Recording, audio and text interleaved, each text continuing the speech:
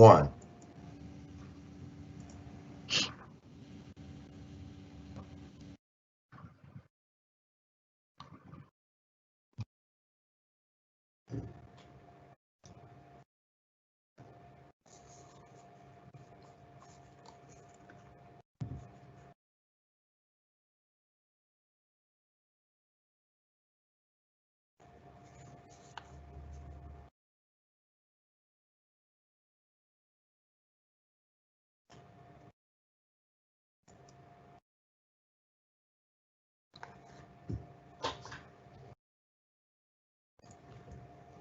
You're on mute, Belinda.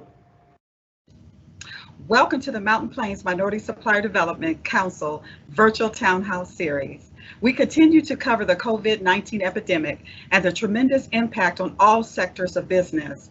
Our board of directors, CEO, staff, corporate members, and MBEs continue to work together to provide assistance and answers.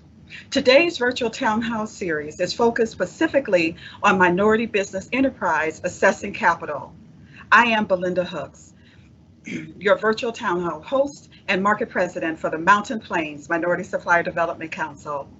With the exhaustion of the first round of the COVID-19 relief funds, we are hearing from many MBEs who still need answers and help. Please join me in welcoming our panelists.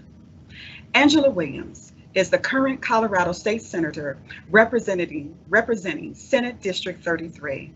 She is proud to serve such a dynamic and diverse community.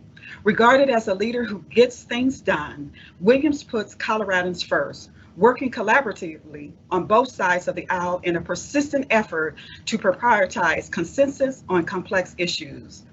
Williams' primary focus is to open up the lines of communication between government and the private sector. During the interim, Williams travels throughout Colorado to have a dialogue with business organizations about how to improve the business climate in Colorado.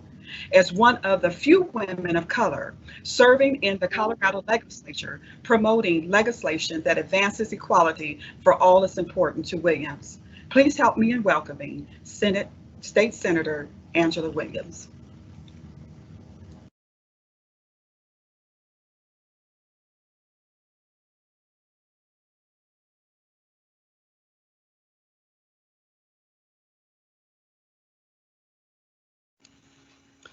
State Senator, if you could unmute your mic.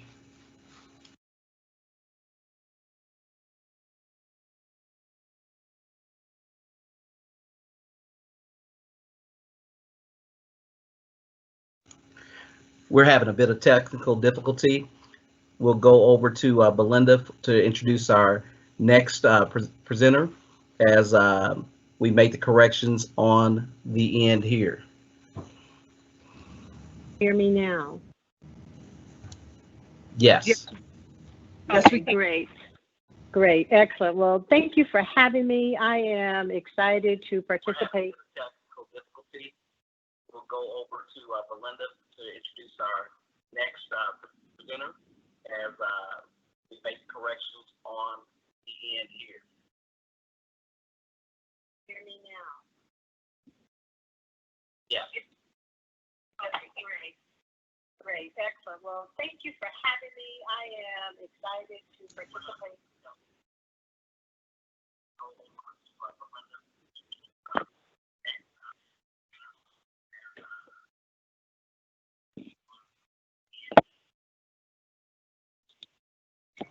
Go ahead, Senator. And if you're on your phone, please mute your computer. But you're good to go, Senator.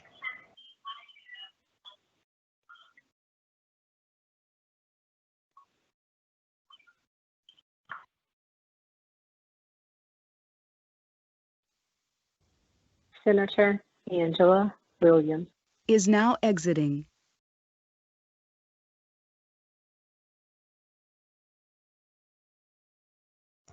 Let's go on to the next presenter, Ms. Belinda.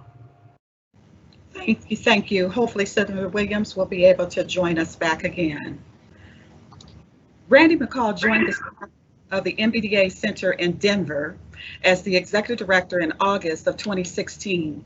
The Denver MBDA Business Center is one of 40 national centers under the Department of Commerce's Minority Business Development Agency. Mr. McCall was a corporate executive in the banking industry for over 40 years and has extensive experience in community development and engagement, relationship building, and financial management. Randy's vision and expertise in economic and business development, community and corporate relations, diversity and inclusion, and social responsibility has allowed him to be successful as a banker and board member of several nonprofit organizations. Please help me in welcoming Mr. Randy McCall.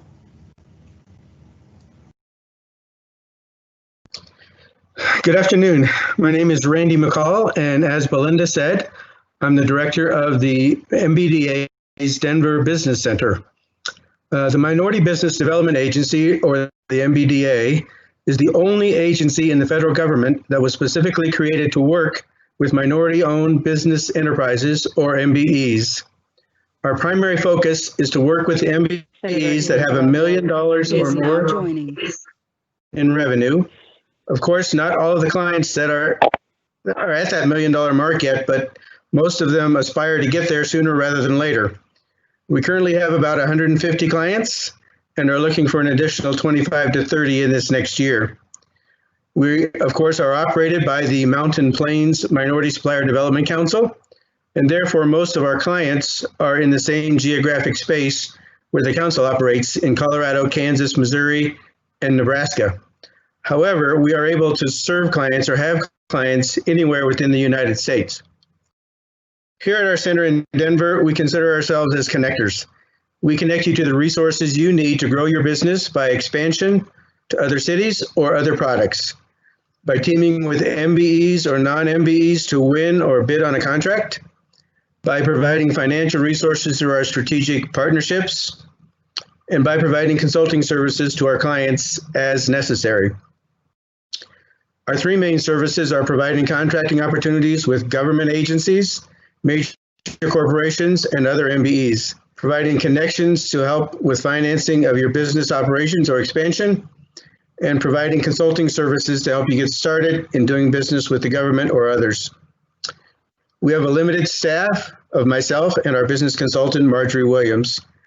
Marjorie is a former government employee with many years of contracting experience and is also a paralegal. She loves working with our clients and teaching them all about government contracting, finding opportunities, helping with certifications, and reviewing proposals and helping them get additional business. I have a background in banking, as Belinda mentioned, and I'm a licensed certified public accountant. My many years in banking and finance have been helpful as I work with small businesses and help them gain some financial expertise. Feel free to reach out to us with any questions you might have regarding funding or contracting by going to the council's website at MPMSDC.org and finding us in the staff directory. Thank you.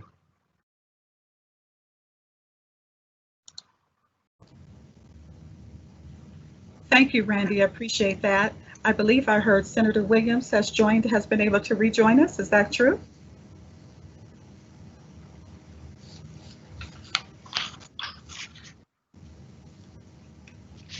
All right. Hopefully she will be able to join us here. Let me go on. Thank you so much again, Randy. Appreciate that and those remarks. BC Clark, who is our next panelist, is the Director of Training and Client Development for the Nebraska Enterprise Fund. She works to support and grow diverse small businesses across Nebraska. BC is a nationally certified SCORE business mentor, where she assists small businesses with education that allows them to become more successful. BC is passionate about assisting women and minorities in their visions and dreams. She is former president of the Midlands Latino Community Development Center. Her expertise enables MBEs to identify, develop, structure, analyze, and determine best practices in training, technical assistance, mentoring, and coaching consistent with the mission of the Nebraska Enterprise Fund. BC Clark is leading the way in creating a stronger small business ecosystem. Please help me in welcoming BC Clark. Well, thank you so much, Belinda. And yes, I'm so happy to be here. And again, I'm BC Clark with the Nebraska Enterprise Fund. Nebraska Enterprise Fund is a community development financial institution. We've been around for 25 years, connecting businesses to resources. We are a diverse organization, our board, our staff, and our clients as well. We serve the whole state of Nebraska and are soon to be moving into Southwest Iowa, so we're excited about that. A couple of things that, 3 things that we do really well, and that's training, coaching, and also we have a revolving loan fund where we loan anywhere from $1,000 to $150,000 to our MBEs. We also have a special product with the SBA called Community Advantage, which allows us to go up to $250,000 if the need arises. I'll tell you, with the in early March when we found out about COVID and how things were going, it was really relevant to us that there were some things that needed to happen for our clients. We didn't want them to be stressing or struggling along the way. And so a decision was made with our board and our executive director, Jim Rife, to call all of our clients and just offer them 3 months of deferment so that they didn't have to worry about their loan payments. And, you know, for all of those who wanted it, we called over 300 clients, and the majority of them did take the deferment. So March was really busy for us with doing those deferments, but also we did a lot of multiple training as well. With COVID, we did a lot of training, some that was instructional, quite a bit of it was informative due to PPP and the EIDL, the EIDL. So a lot of that training and stuff was really helpful for them. It allows them to really kind of understand what was happening with that, even though we really didn't have all of the information or we had miscommunication. But I think the good thing was that they were able to feel some sense of confidence with the information they had, which kind of gave them, I think, some relief in where they were. Our whole goal and daily is to continue to work with those MBEs. We continue to work with clients that are just getting started. So we do work with a lot of entrepreneurs. Our goal is to make sure that they have a good foundation when they start. So we make sure that a lot of the training is designed for that. A lot of the training that we put on is asking them questions and finding out, is owning a business a good fit for you if you're just starting out? And then planning for that business to be healthy. Cash flow management, we do a lot of the QuickBooks training and that. So just making sure that our clients have what they need so that their businesses can be successful. And we're really excited about making sure that happen. And I tell you, it's been really great to see a lot of them kind of become very creative through this COVID-19. I have to tell you. So that's who we are, and we love helping individuals. There are 5 individuals, staff members in Omaha. We have 1 in Kearney and 1 in Norfolk. And but we serve, like I said, the whole state and just moving into Iowa. And so we want to continue to do that as best we can. So thank you so much for having me here. Thank you, VC. Appreciate that. Our next presenter is Mr. Clarence Nichols, who serves as the Senior Vice President in Commercial Banking at Bank of Blue Valley. He has more than 25 years experience in the banking industry and has originated more than $450 million in lending activity. Clarence is an active community supporter, as he has served as board chairman for United Way CHAD, and Youth Care and Beyond, Inc. He has also served on the board of directors for the Salvation Army, Marion High School, and a current director of Emmanuel Communities. He is a trustee of the Salem Baptist Church. Clarence has a Bachelor of Science degree from the University of Bellevue, is a graduate of the Colorado Graduate School of Banking at the University of Boulder. He is also a graduate of Leadership Omaha and is recognized outstanding performer at the American Institute of Banking Schools of Banking. Please help me in welcoming Mr. Clarence Nichols. Belinda, thank you very much. Marvin, thank you. And I'd also like to thank the Mountain Plains Minority Suppliers Development Council for this opportunity. I'm going to tell you a little bit about the Bank of Blue Valley, as well as give you some observations on PPP and what I see at this particular point. Again, my name is Clarence Nichols. I'm a Senior Vice President in the Commercial Banking Division at Bank of Blue Valley. Bank of Blue Valley is backed by Heartland Financial Services, which is a $13 billion holding company, and we're ranked 40th amongst Forbes' best banks in the country. Additionally, the KC Business Journal also just noted Bank of Butte Valley an honorable mention relative to being one of the strongest top 5 large banks in the Kansas City metro area.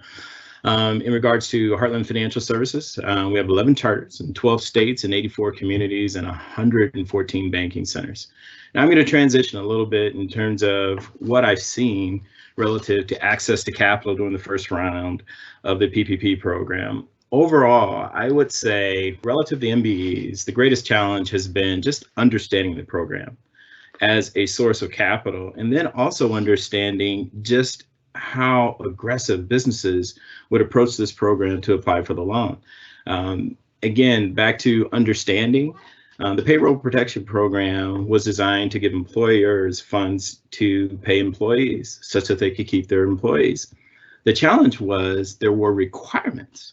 Okay, and the requirement was we verified documents based on 940s, 941s, and 944s, basically, and then also receive documentation from your payroll provider. Maybe that was a Paychex or maybe that was an ADP, but essentially we had to verify your payroll. And if we could not verify your payroll, then we couldn't qualify you in this program. And I'm going to expand on that a little bit more. As it relates to the aggressive business nature of this particular application, here at and within our network of Heartland Family Banks, we took 7,000 applications in basically 72 hours. So if you average that out, it's basically about 97 applications per hour for a total of 1.5 billion is what we're processing. I'm very excited to report that through joint efforts with Mountain Plains Minority Development Council and Blank and Butte Valley, back in 2019, we put together an event called Access Opportunity. And at this event, we made relationships, we built relationships, and I'm very excited to say that through that event, Bank of Butte Valley has extended loans as a source of capital to banks, as well as getting MBEs approved in the payroll protection program. You know, I attribute this to the joint efforts, which started back in 2019, is just basically starting the relationship, which was so important. I made a presentation at the Access Opportunity event titled A Financial Understanding, whereby we began developing relationships with MBEs through the Mountain Plains Minority Suppliers Development Council. You know, that said, due to the exceptional high volume, it's with deep regret that we can no longer accept applications in the PPP program. And I'll talk a little bit more about those challenges a little bit later. Just in closing, Bank of Butte Valley, we are a proud corporate member of the Mountain Plains Minority Supplier Development Council. We also have a member in Kansas City, a member of the board, Deborah Perkins, who is our senior payment solutions expert, who also has a position on the board. So thank you very much. We're glad to be here, and I'll turn it back over to you. Thank you, Clarence. We just love how you just said that, Mountain Plains Minority Supplier Development Council. Thank you so very much for your comments and remarks, and we look forward to hearing from you later. I want to go ahead and bring back in now, I think, Senator Williams, who is back on the line. We're so sorry for that technical difficulty. Senator Williams, are you there? Yes, I'm here. Thank you for your patience. I want to say, first of all, thank you for having me today. I'm very excited to be a part of this conversation, and thank you for Melinda and Clifton and all of the members who represent minority business enterprises here in Colorado for educating and creating opportunities for our businesses here in Colorado. I am State Senator Angela Williams, and I'm currently the chair of the Business, Labor, and Technology Committee at the Colorado State House. And, you know, during this outbreak, it's just no surprise or no secret that businesses across the country and all of our state, they're really struggling. And I think it's extremely important that minority-owned business enterprises stay informed about the different resources that are available to them. The first thing I want to recommend in lieu of the PPP, which has ran out, that was just described to us, is have businesses also look into microloans. You know, Colorado has a microloan program that provides small loans to entrepreneurial small businesses that are traditionally underserved in traditional debt markets. And there are resources that you can go to on the Denver Business Journal website. And at the very top, there is a banner that says Denver Small Businesses Resource Guide. Secondly, the second relief bill was voted on last night in the Senate, and they're going to pass the $484 billion relief package to replenish the funds for PPP and SBA loans. And I just want to encourage everyone to ensure that your application is ready for when those funds do become available. Now, in the first package, the CARES Act sent $10 million to the minority business development agencies within the Department of Commerce. We just finished reading the bill that they're voting on now, and unfortunately, I do not see funds being appropriated again to the Minority Development Business Agency. And so that money went to minority business centers and minority chambers during this COVID crisis. The third thing I want to share is that there are all alternatives to the PPP and the SBA. Even the city and county of Denver has created some loan avenues for small businesses. And I mentioned the Denver Business Journal has a great list of resources for small businesses. And so I think overall, our minority business enterprises, we just need to stay on top of new information because it changes very quickly. And, you know, there's the relief packages, the rules are changing, there's new laws changing. And my office wants to be a resource to anyone who needs help and give you information you can use and try to remove some of the barriers. But you can always email me at sen.williams.fd33@gmail.com, or you can call my office at 303-866-4864 because we are working virtually and trying to respond to the needs of our constituents and small business owners.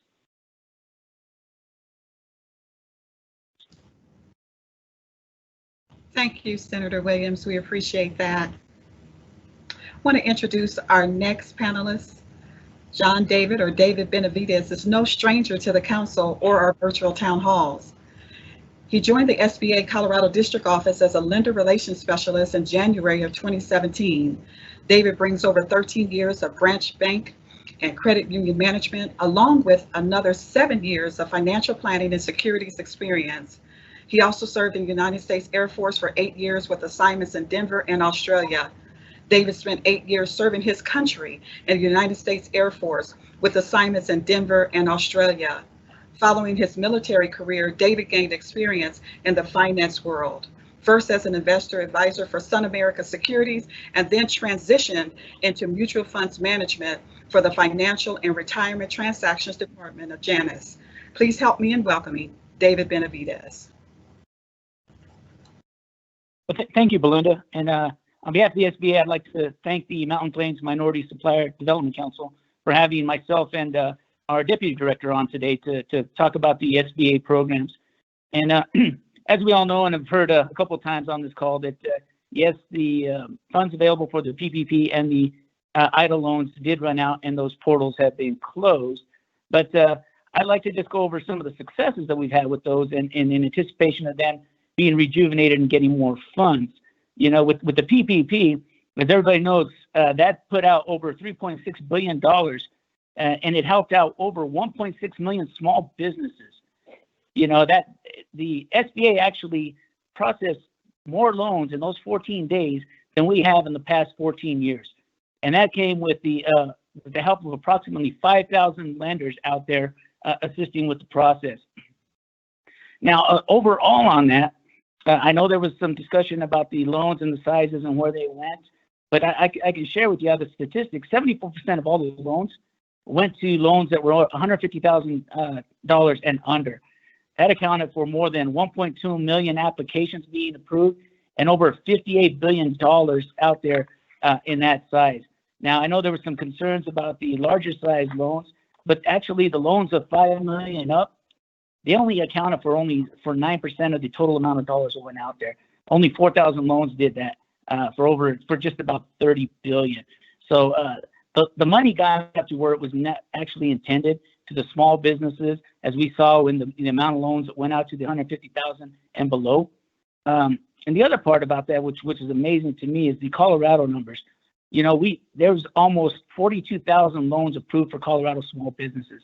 They put out over $7.3 billion to the businesses here in Colorado itself, which is really, really exciting because now as we've transitioned to the processing of these loans to now the funds being distributed, we're hearing business owners every day now that are calling in and saying, hey, they've got their PPP, they're excited about the process and where it goes from here. We get to hear about the stories about them doing what it was intended for. That's rehiring employees, preparing to reopen as we see these restrictions kind of get taken away a little bit here. The other loan that we had was the EIDL loan as well. And yes, we're anticipating that to be refunded as well. But with that, all the loans that were in process when the portal closed are still being managed and processed. When the portal closed itself, it closed because the applications that were in the queue accounted for the amount of money that was allocated for it. So those who actually got applications in, those are still being underwritten by the Disaster Loan Center. They are still being processed and handled, and we anticipate all those to be processed through. The other good thing about that is, again, in talking to small business owners, I am now hearing how the EIDL advances have now hit small business checking accounts, and people are now able to start using that money to fund their operations and operate those the businesses as they go forward. Now, I know that the biggest question we have, and I know the senator kind of covered it a little bit, is when and how will these get refunded? We do know the senators approved their version of it, and it is sitting at the House right now. Apparently, they should take a look at it today. The president has said that if and when that's approved, he will sign the bill. The other question that comes up quite often is, what effect does that have on the programs as they stood? Actually, that we don't have an answer to that at this point. We don't know how the bill is going to actually be worded. We have read the Senate version, but we don't know how the final version is going to come out. And that will dictate if there's any changes to the PPP or to the EIDL program itself.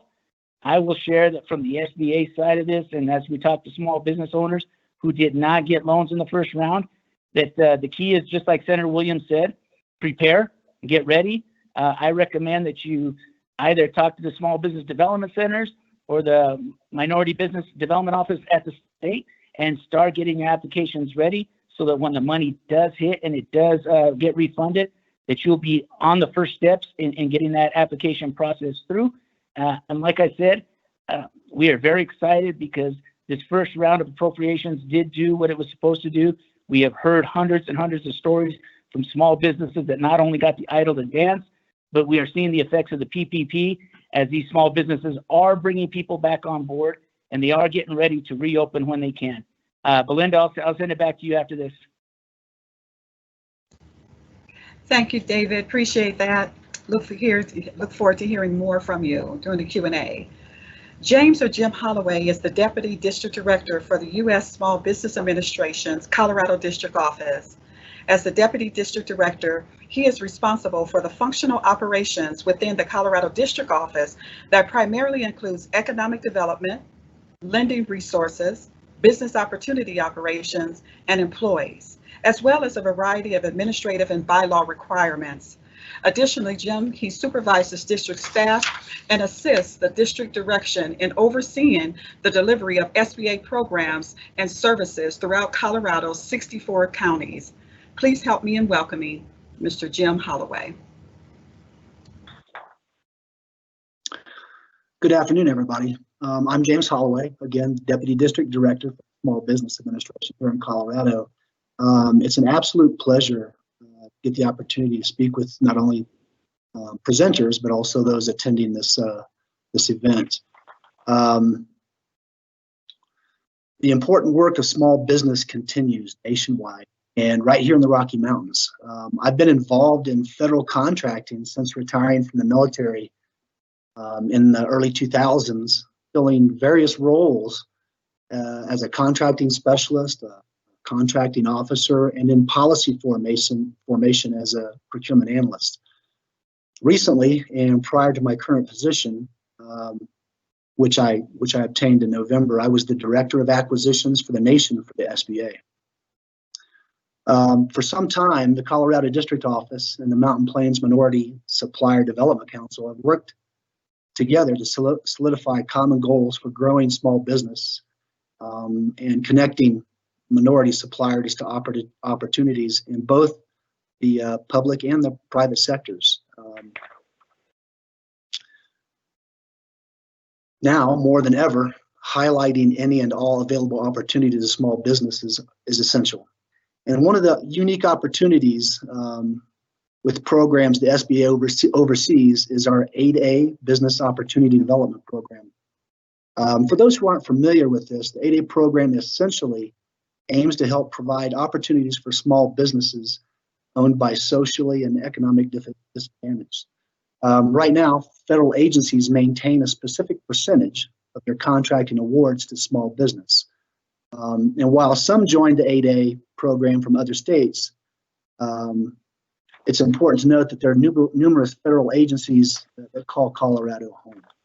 Our 8A program is unique in that the government can limit competition for certain contracts to businesses who participate in this program. One of the advantages for the 8A can be game-changing for their small business.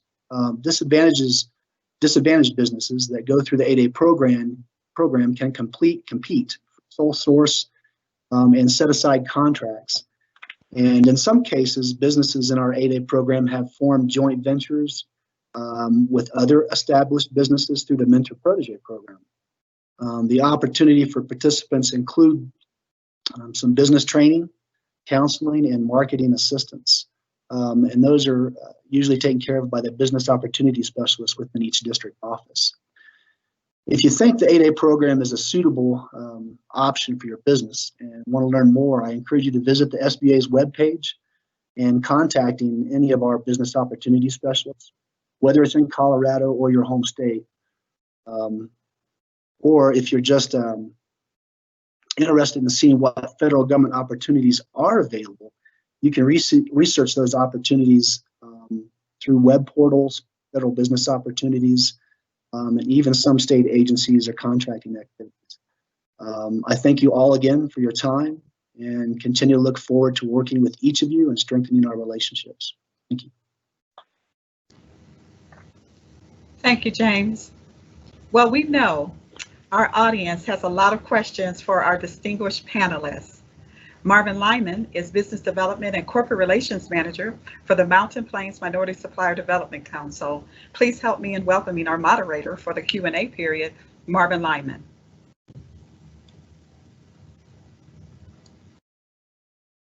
Thank you, Belinda. Good afternoon, everyone. And again, we sincerely appreciate our panelists and all of you for attending. I want to remind our attendees that your devices have been muted, but we encourage you to choose the Q&A feature on the right side of the screen and post your comments or questions. Our team will do our best to publish your questions, comments, and answers. Senator Williams, we want to start with you.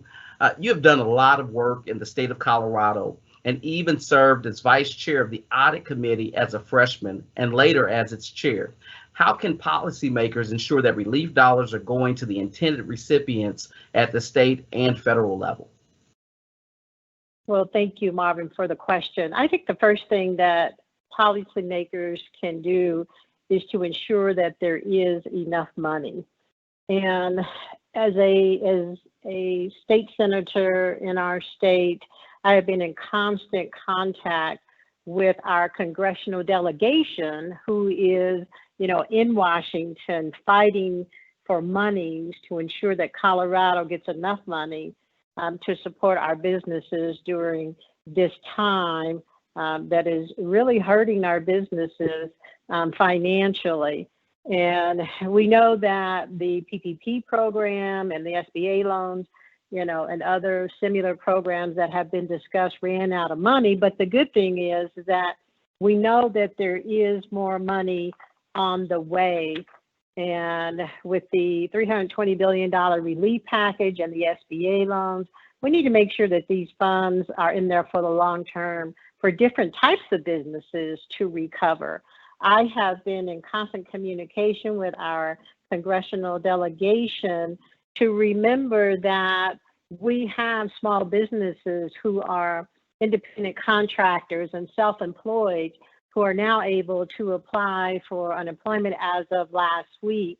And I've also been pushing pretty hard with our congressional delegation is to not to forget about those who have government contracts. And I think our businesses in our country and in our state who are government contractors get looked over very easily. And what we've been able to do is to make sure that, you know, those who have government contracts are able to continue to be paid. And we're working on another phase that would reduce the payment cycle from 30 days to 15 days. And so I think those are things that are, you know, that fall into different buckets, but yet these are people who have businesses and rely on this type of aid.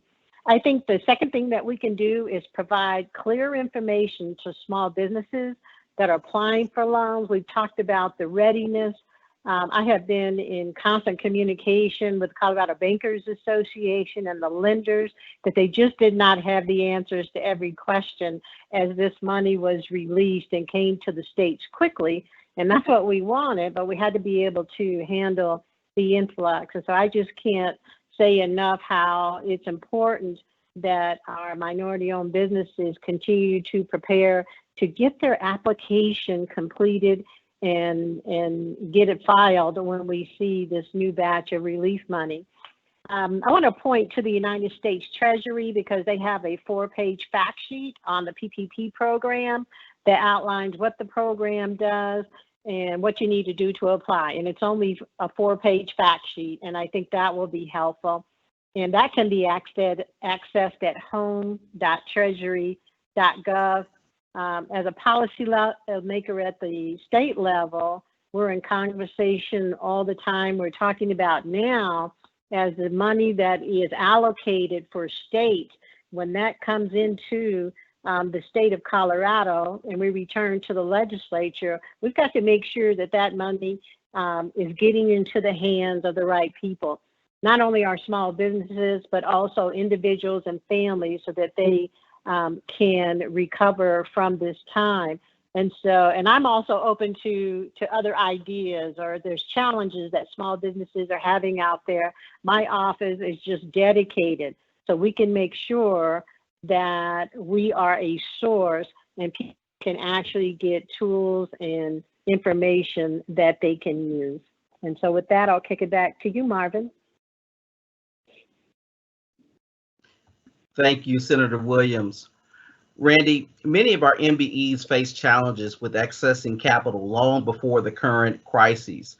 We know that the MBDA is not set just on servicing members there or MBEs in the Colorado area. How does your office assist MBEs with gaining capital?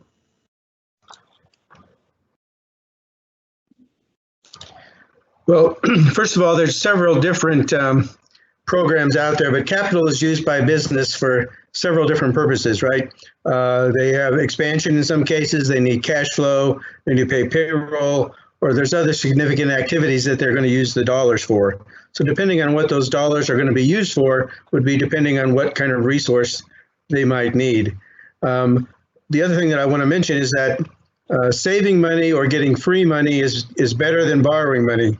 So if you can defer some expenses, and some of these programs out there help you defer those expenses and pay others, and it's better than borrowing money to pay those same expenses, right?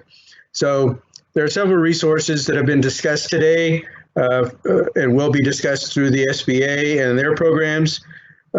We also at the Denver Center have access to other nonprofit traditional and non-traditional lenders that can help. And again, just depending on the kind of capital that you need. I'll mention a resource today. Again, we don't have capital ourselves to lend, but we have connections to capital. If you go out to the OEDIT website, that's the Office of Economic Development and Trade, Their website is actually called choosecolorado.com. They have a resource list out there of other resources other than the SBA ones. And there are over 175 resources out there. Those go for anywhere from deferral of property taxes and wastewater assessments to loans and grants from states and cities, counties. The United Way has a loan program set up. Facebook has deferred some, they have some cash grants as well as advertising, free advertising out there. So depending on what kind of business you have, what kind of capital needs that you have, there are resources out there. Again, I mentioned earlier that we're connectors here at the Denver MBDA, and we have a list of those resources. We can connect you with some of those resources because we have strategic partnerships with some of those entities, and we're happy to help with any of that as you need it. And those are the kind of things we do on the capital side of things. We just try to help connect the business with the kind of resources that they need on the capital side.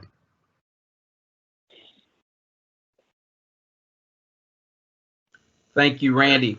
Now, BC, you spoke briefly about the challenges MBEs faced during the first round of COVID-19 relief funding. So this is kind of a two-part question. One, what should MBEs do to prepare to receive dollars during this next application? But also, how has the Nebraska Enterprise Fund structured programs or loans for those MBEs that have been affected by this crisis? Okay, great. Thank you. Yes, so the one thing that I think is really important is that they make sure they have all the paperwork that they need. There was a lot of confusion on that first round with a lot of the sole proprietors and independent contractors, where if they did not have their Schedule C when they went to apply, they were rejected. So a lot of them were rejected in that first round. So we started educating those independent agents and those sole proprietors so that this next round they'll be able to be eligible to go in and do what they and be eligible to get the funds. The other thing that we did was, and a lot of the informational training that we did was on those specific things that were miscommunicated the first time around. And also, again, with our clients too, I spoke earlier about the deferments. We did defer all of their loan payments for up to 3 months, and also offered loan products to those who were out there and were looking and were not eligible for the PPP and who had also applied for SBA. So there was a number of things that I think really helped, and we continued even now to coach and monitor a lot of the businesses and where they're going. And a lot of it is mental. There's a lot of mental issues right now with people just stressed out about this whole thing. And so we are just at their beck and call. They'll call us up, we'll talk, and we'll offer the things that, to help them get through this and let them know that we're there. So whenever they call or whatever it is that they need, we try to provide that or send them to the resource that we know that can help them. And that's one thing that we do a lot, is to make sure that they have, that we connect them to resources that maybe we can't fulfill for them. And I forgot your second part. I'm sorry. What was that second part? So with regards to, you answered that actually in terms of talking about the different programs that you all were able to offer to help MBEs. Yes. Yeah. So thank you. You're welcome. We want to move next to Clarence Nichols from Bank of Blue Valley. Last week, Clarence, we heard from a couple of our congressional leaders in the area, along with Dale Gines from the Federal Reserve. They talked about the many problems with banks not knowing the regulations and are preferring previous banking clients. How does your bank differ, and is there anything missing in the preparation of MBEs to access this next round of funding? Thanks, Marvin. Relative to how we differ, first I want to say is that we were very intentional about understanding the SBA guidance or regulations around PPP. That was still very important because the PPP, it's a two-part application. June 30 of 2020, the second part of the application, which is loan forgiveness, which will come. In the event the application was filled out incorrectly, in the event there were calculation errors within the loan amount, that's subject to not be forgiven. So that's the first thing that I want to say is we're very intentional about understanding the rules and being very cautious. From there, we were the first bank in the county to open our PPP portal. I think that differentiated us. We are a corporate member of Mountain Plains Minority Suppliers Development Council. Again, I also mentioned we have a current member of our team as a board member. I also mentioned that we partnered with Mountain Plains back in 2019 to start building relationships, which I think really helped those MBEs that were able to get through the program start building that relationship. The other part that I think where we're different is holistically, we're looking at our entire community. Bank of Blue Valley has donated $100,000 to various not-for-profits within our agency, which is part of a $1.2 million give to various organizations across the footprint of Heartland. Relative to what was missing with MBE preparation, the first thing I would start out by saying is just solidify relationships and doing the basics, such as just opening up an account or even starting a credit account. And perhaps the credit account you wanted wasn't the amount you needed, but starting small just to get that information on the inside. We talked about, preparation. The thing to understand is that those loans were made based on a guarantee coming from the SBA. And in order to receive that guarantee, the bank had to be in compliance. We had to be in compliance with OFAC, which is the Office of Foreign Control, making sure the business was a clean business within the United States, the beneficial owners agreement, whereby we understood who the owners were, and we had to make sure that particular business was in good standing with the Secretary of State of Kansas. All those are things that I think were taken for granted, that with solidifying that relationship up front, that would have really taken out one of the consequences that prohibited some of the MBEs from being able to participate in the program. Thank you. Thank you, Clarence. We want to move next to John David. Welcome back again, John. We have MBEs that are asking some very specific questions about this round of funding, and particularly as it relates to solopreneurs and companies who utilize 1099 contractors. One, they want to know if they're eligible and how can they apply. The other part of the question that I want to pose to you is that for this next round of PPP applications, for companies that struggle to apply during the first round, is there any assistance to help with filling out those applications? Okay, yeah, thank you. I'll cover those. For the 1099 contractors and the 1099 employees and 1099 contractors, the programs were available for them in the first round. And our anticipation is that they will be with this next round of funding. Although I will say again that we actually don't know if there's going to be differences in the programs or if they'll make changes until it is completed and signed. But there are other avenues out there for funding for them at this point as well. I mean, I know that Senator Williams brought up the micro lenders. Micro lenders, the state's got a micro loan. The SBA has a couple of micro lenders that can look at that. The other thing is the certified development financial institutions. They're out there. They have different loan funds that they're able to use to the communities and help out as well. The SBA still has the bridge loan program that came out through this act to help businesses, contractors, 1099s to go out there and get a bridge loan in anticipation of the idle being refunded. We're still funding the debt relief program for those people who had SBA loans prior to this, where their loans are being picked up by the SBA for the next 6 months. And the same thing with the disaster relief program for those individuals who had the disaster loans prior to this, how their loans are automatically being deferred for the next 12 months. So, there's those other different programs. And then as far as the funding side, Randy McCall brought up a great website out there through the state OEdit office.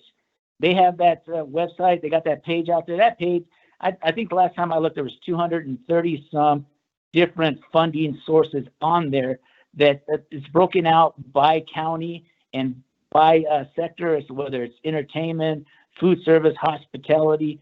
So there are different avenues for funding that are still out there. For our entrepreneurs out here, I recommend you take a look at all those. As far as preparing for the next round of funding, I say, DC with the SCORE, the Small Business Development Centers, the Minority Business Office, I would visit them. I would talk to them because they have already dealt with the first round of these applications. They know what the different banks are looking for, as each one looks for something different. They've gone through the whole realm. They are our business partners, our resource partners through the SBA. And they are there, and they've committed. They're our first line of resource for businesses. Go out, talk with them, and like Senator Williams said, start preparing now. Prepare now. We know what they were asking for in the first round. Get that stuff ready so that once this appropriation hits and the funds are there, you can walk into a bank or you can go onto the SBA website and fill out these applications and get the process started. So moving forward, we've got to encourage entrepreneurs and business owners to start prepping. Preparation is going to be the key in the second round. Thanks. Thank you, John. The website that John referred to and Randy referred to is in the Q&A portion of the comments. Please, if you're an attendee and you need that information, look in the Q&A portion and you will see that published website. James, we want to come to you next. Some of our MBEs who work specifically on military installations have had their contracts suspended. And State Senator Williams, she actually referenced that earlier in her comments. But our MBEs are concerned that they may have to rebid or that contracts will be canceled altogether. Can you speak to this and whether or not 8A contractors are protected? Thanks, Marvin. I appreciate that. First of all, if there's any 8As out there, or even if you're not an 8A, but you're a government contract holder, regardless of whether you hold a commodity, a service, or construction project, it's been my experience that a successful contract is as a result of communication with the contracting officer representative, their program offices. So I would recommend that you stay in communication with your CO to determine where the stage at that contract is at, if it's been suspended or not. And each agency, each contracting activity makes the decision whether or not to suspend work or not, if it's a commercial contract or otherwise. But as far as speculating about an individual contract, I couldn't do that at the time. When it comes to protect them, an 8A participant with the contract, the 8A program itself is a gateway into getting contracts, but they are subject to the same FAR clauses, commercial or otherwise, that would pertain to suspension of work. But again, I think it's very, very important that you continue to reach out, speak with your COR and your COs concerning the status of the project. Thank you, James. Senator Williams, Colorado COVID-19 relief efforts include soliciting persons from the private sector to join the innovation response team as volunteers. Are there any procurement initiatives that will ensure MBEs are utilized during these relief efforts? Well, thank you for that question, Marvin. First of all, yes, there's opportunities for the minority business enterprises. The Innovation Response Team has set up a website to help connect with those resources. We have a volunteer initiative called Help Colorado Now, and the Colorado Mass Project, and the Colorado Volunteer Mobilizer, and Benefits in Action. And when it comes to the procurement of the opportunities for procurement, we have been addressing this because we know that women and minority-owned businesses are usually left out of these procurement opportunities. And I want to point again back to the Small Business Administration about procuring government contracts and help with the relief efforts. That has been spoken to by some of our professionals on the phone right now, but that's www.sba.gov. But as a member and a senior member of the Black Democratic Legislative Caucus, this is always on my forefront, and I'm always bringing this up, and have even called the SBA district office here and said, okay, is there money in the next package for small business enterprises?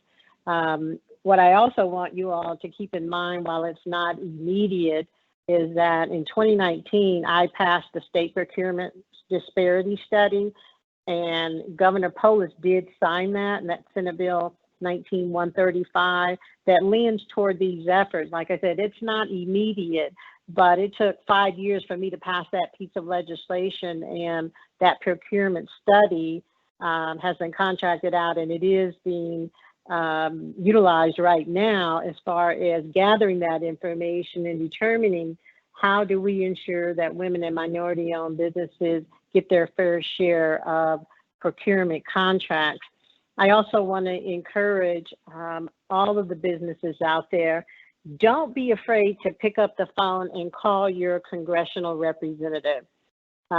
We are on the phone with them once a week. As a matter of fact, I have a call with them in the morning, and they are constantly asking us, what are we hearing locally? What are we hearing on the ground? Because we have elected them to represent us, and that's small businesses and minority-owned businesses also. And we need to make sure that they're hearing our voices.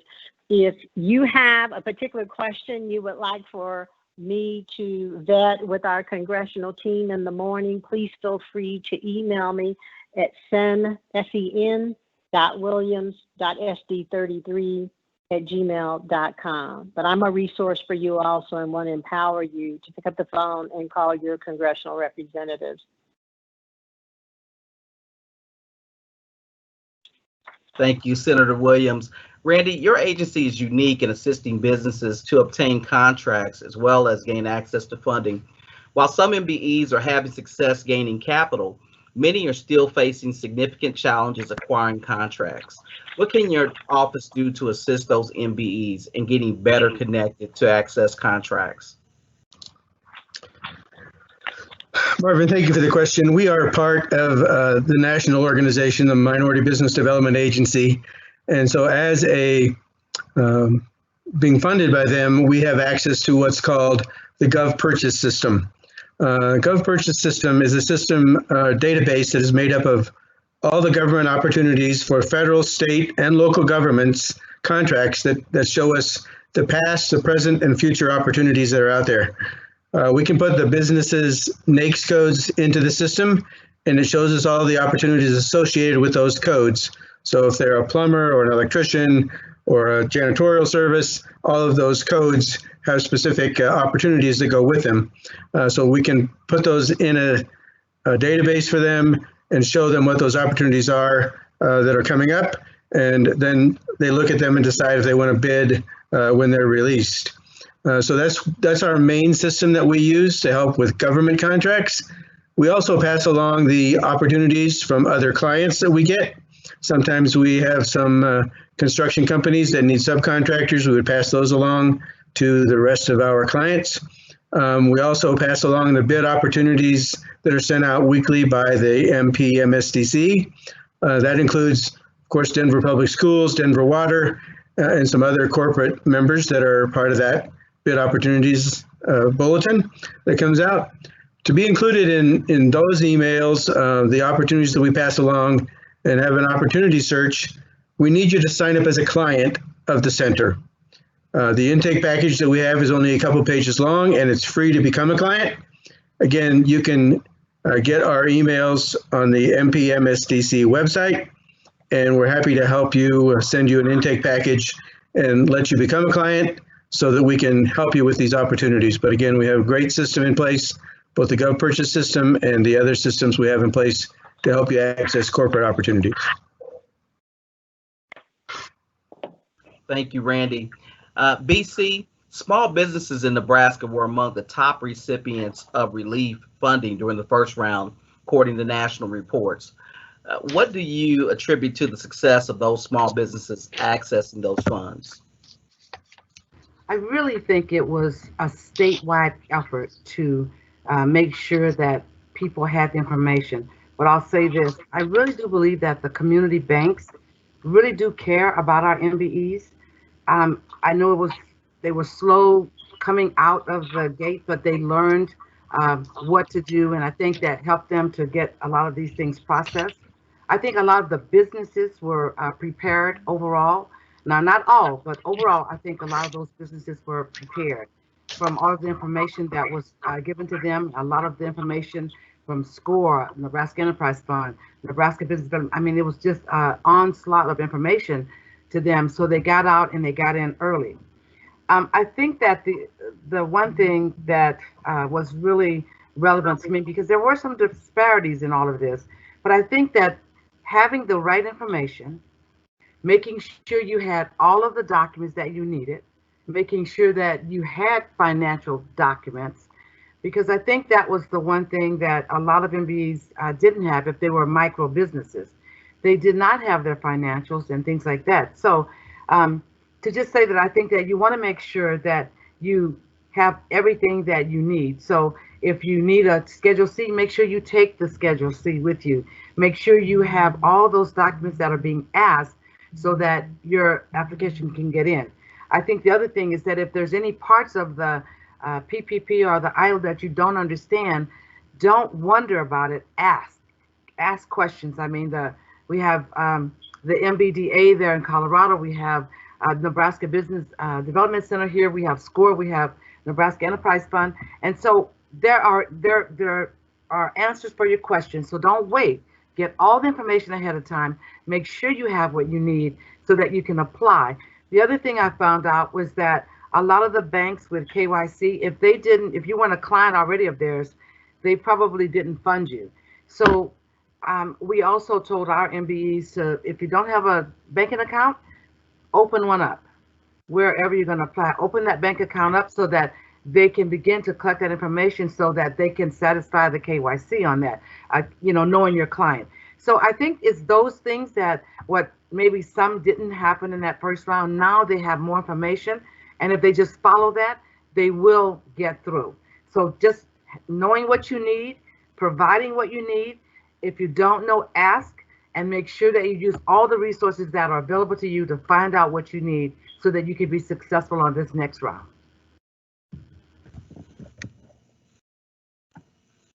Thank you, BC. Clarence, hypothetically, I'm an MBE. I've just participated in this town hall, and I am desperately in need of accessing these funds that are now available. I don't have an account with Bank of Blue Valley, and so I come to you. In addition to that, I've also been taught to take losses and limit my earnings so that my tax liability is reduced. How does this strategy affect your bank loan decision? And is it even possible for me to come through your door and to potentially be successful in this application process? Marvin, I really appreciate that question because DC was just talking about have your documentation put together and put in order. However, if you don't have that documentation in place, it's impossible for banks to help you, at least under the PPP program. The PPP program has a very strict set of guidelines, and it's designed, once again, to help employers make payroll for their employees. So what we're verifying is what you're paying your employees. So if you can't produce that documentation, it's probably time to pivot and look for additional support outside of the PPP program. Understanding that, there's two responsibilities that your bank has. The first responsibility is to try to set you up such that you're available for loan forgiveness. And that's the second part. And in order to do that, all of the criteria had to be met, and we had to give you the supporting documentation that you have now that would give you the opportunity to do that. Now, along the way, DC also talked about Bank Secrecy Act, Know Your Customer, and some of the other things. We have a responsibility to maintain compliance. And if we don't maintain compliance, not only are you in jeopardy of not getting loan forgiveness, now we're in jeopardy of voiding our SBA guarantee. That is what makes it incredibly hard. In this particular case, relative to the PPP, you have to have the supporting documentation. And then let's look at it even a different way. Let's say that you are a business and you have the supporting documentation, but it's not in order, or you don't have it available with you. You need to understand what happens during that process. We're getting in hundreds of applications within an hour. So with that being said, while we're waiting to verify through OFAC, or while we're waiting to verify through Know Your Customer, or verify through beneficial owners, all that is time that we're waiting for you to get back to us with the proper documentation, and we have to keep moving. So there's more applications which are coming through the portal and then being moved on. And, you know, and that's challenging because there were MBs in this particular case who really had everything they needed, but it just wasn't assembled correctly. So this is the time that building your relationship with your accountant, building a relationship with your bank, is more priceless than it's ever been. I'll turn it back over to you. Thank you, Clarence. We have a question from our audience, and that question is, how in the next round will 501c6 organizations be eligible? In particular, minority and diverse chambers, CDFIs and such, even organizations such as the Mountain Plains. I'll send that question to John. Well, Marvin, as I kind of shared a little bit earlier, until we actually get a final bill that's gone all the way through, we really don't know how it's going to make changes on things. I know that it was brought up in the last round on how they were left out, chambers and them were left out of the process. I know it was brought up. I will share that we have reviewed the Senate approved side, and I didn't see that in there. So I don't know if it's going to be addressed now that it's sitting at the House, or if it'll be addressed before the president signs this. But at this point, there is really no answer until we actually get the final bill complete.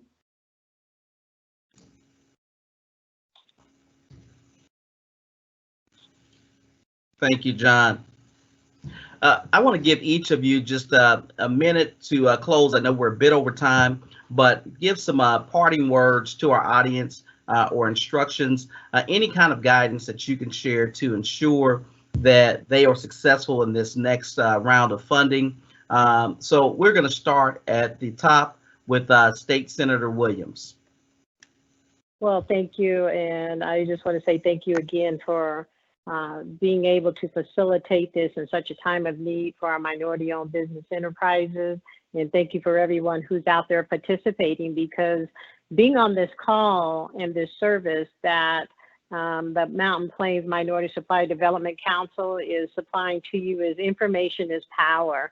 And I think we've all said this on the call. Please get your paperwork in order. I think there's going to be another onslaught again because there were so many who did not get loans, but prepare. And please do not hesitate to pick up the phone and ask for assistance. There are many professionals from many different areas in the small business arena on this call today, and we want to be a resource for you to make sure that you succeed during this COVID-19 crisis. And I just want to repeat that if I can help from my office, don't hesitate to email me at send.williams.sd33@gmail.com. And Belinda and Marvin, I wanted to share with you that my aide is now emailing to you a list of resources across the state that really focus on minority-owned businesses and helping them succeed. So you can distribute that as you deem appropriate. And I appreciate you reaching out to me and inviting me to participate on this call. Thank you so much. Randy. I think what everyone will tell us today probably is the same thing, and that is to get prepared. Make sure you're prepared before you go to see your lender. Make sure that you have a relationship with a bank. Make sure you have all of your financials lined up. If you don't have an accountant or a bookkeeper, find one and get started in that process. There are a lot of resources out there. Again, if you were turned down from the PPP loan or the EIDL loan, look at your other states' resources. As Senator Williams mentioned, there's a list out on the Denver Business Journal. As I mentioned, there's a list out on the Minority Business Office website or the Colorado Help website. So look out there for those resources. If you can't find them, call one of us. We can help you with that. And again, I think there's opportunities out there for additional funding and for additional contracts. And we just need to get back to business and get things rolling again here in our economy. Thank you. Thank you, Randy. BC. Yes, I think what I want to just reiterate is preparation. I think we've all stated it, but I think the one thing is that there needs to be a calm because there's been such chaos. I want to just let people know that this too will pass, but once we get past getting done with the PPP and the EIDL, again, we can say over and over, make sure you have all the paperwork that you need before you go. Some people said that they didn't file taxes and they were waiting. Well, that's not going to help. You need to have your taxes if you're a sole proprietor, if you're independent contractor, because that Schedule C is important. I would say this, as soon as you get done with the PPP and the EIDL, start looking at business resumption if your business is closed, because right now is the time you should be looking at what can I do to be ready to open whenever the states are ready to open. What things do I need to change or remove? Right now, this is time you need to look at your business to see if you don't have a continuity plan, let's write one. And I know people may not want to talk about this right now, but this is the time now to plan to reopen your business. And you want to reopen, so you need to look at what you need to get started to do that. And so other than that, I think just making sure that you have all you need. There are a lot of loans out there. Just be careful. Make sure that you're working with, the Better Business Bureau with any of the ones are the ones that are great lenders. And I just wish you well. If you need any help, again, I'm BC Clark with the Nebraska Enterprise Fund. My phone number is 402-685-5550. If I can help, please let me know. Thank you, BC. John, we'll go to you next. Thank you, Marvin. Actually, I think everybody's kind of covered the prep side of these things. My parting comments will be on the more of the be careful side of things. We see a lot of predators out there at this point. A lot of people trying to take advantage of people. Please keep in mind that, again, the SBA does not reach out and ask you for information over the phone. We don't do that. The other part of it is in being careful and being prepared is, as we talk about preparing for the next round, always remember there are those free resources for you, whether it be SCORE, whether it be Small Business Development Centers, the Minority Women's Office, or the MBO office of the state of Colorado. These are free resources. There's no reason to pay money to get a PPP loan done, especially since you have people like Clarence here from the Bank of Blue Valley who's more than anxious to help you out and get that done. There's no reason to put money out there to get this process. Look for those resources that are there to help you, that are funded, and they're there for you. And again, be ready. We know this is the next round of funding is going to come up. Be set, be ready, and I wish you all the best. Thank you, John. James. Well, first of all, I'd like to thank Mountain Plains Minority Supplier Development Council, the presenters, and those that have participated. To kind of second some of what everyone else has talked about, there's a lot of online resources that you can gain information from. There's a ton of business partners and organizations that are out there to assist, whether it's from the lending side or it's from the contract side. But for me, speaking from the from a contracting perspective, there's still opportunities in the marketplace. I would suggest continuing to monitor those opportunities, like through Fed BizOps, local announcements in those industries. Continue to take advantage of that. I wish everybody the best of luck, and it's been a pleasure having this conversation. Thank you. Thank you, James. And of course, everyone wants to hear from the bank, so we will turn the last words over to the banker, Clarence. Well, first I want to thank Belinda and Marvin, and I want to thank the Mountain Plains Minority Suppliers Development Council.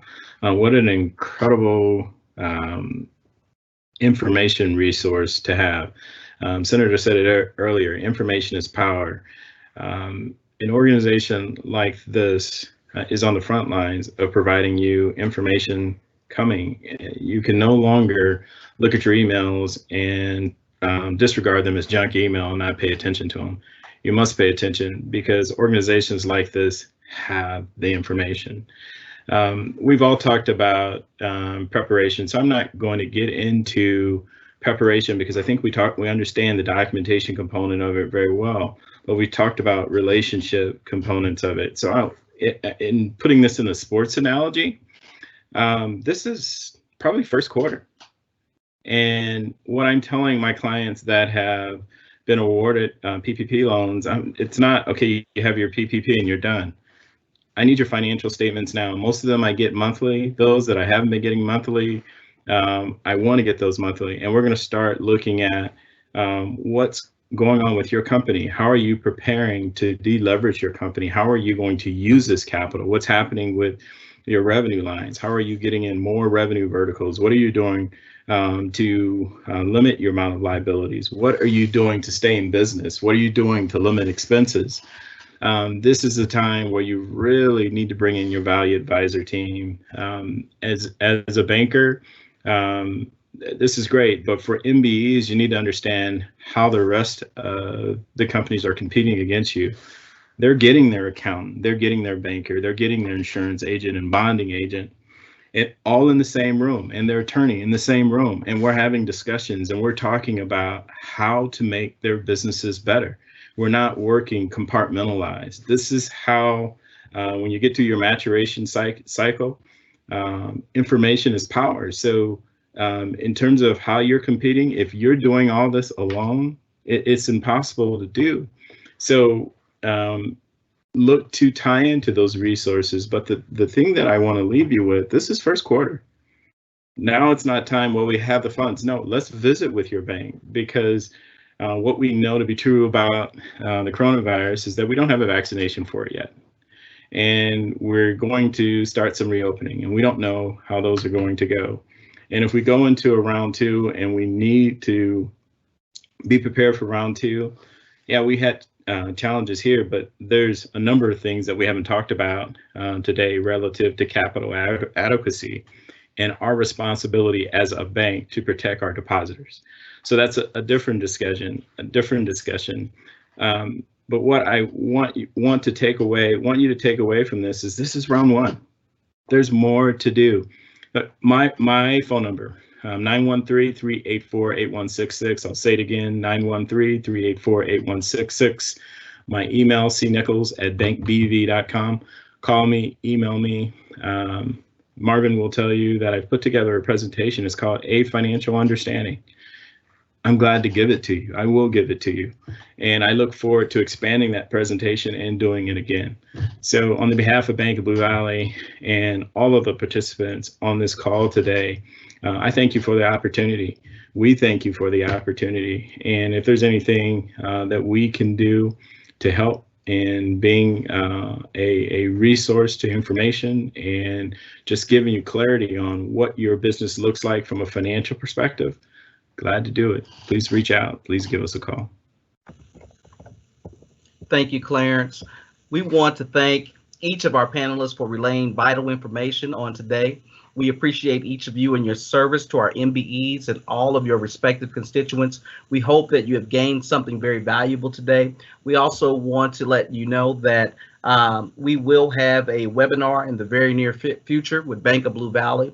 so that all of our MBEs and those who are present can have access to this information and make sure that your company is not only able to sustain itself during this time, but positioned for growth in the future. With that said, we turn things back over to our host, Ms. Belinda Hooks. Thank you.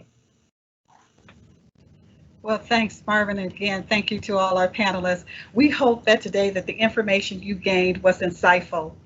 The Mountain Plains Minority Supplier Development Council is here to support our MBEs and our corporate members. We have hosted 3 virtual town halls to date and will continue to be your go-to organization, ensuring MBEs and corporate members are well informed. We could not get this done without Mr. Clifton Clark of Computer Decisions. Computer Decisions is a certified minority business enterprise specializing in IT support across the country. Thank you, Clifton. Equally important is the MPMSDC staff, Tashana Dawkins, Soli Barra, Marvin Lyman, and our president and CEO, Stan Senna.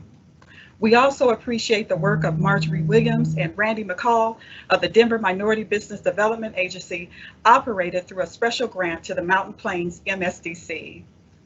Join us for the How to Become a Seller of the Amazon Business Marketplace webinar on Thursday, April 30th, 2020 at 11 a.m. to 2 p.m. Mountain Time.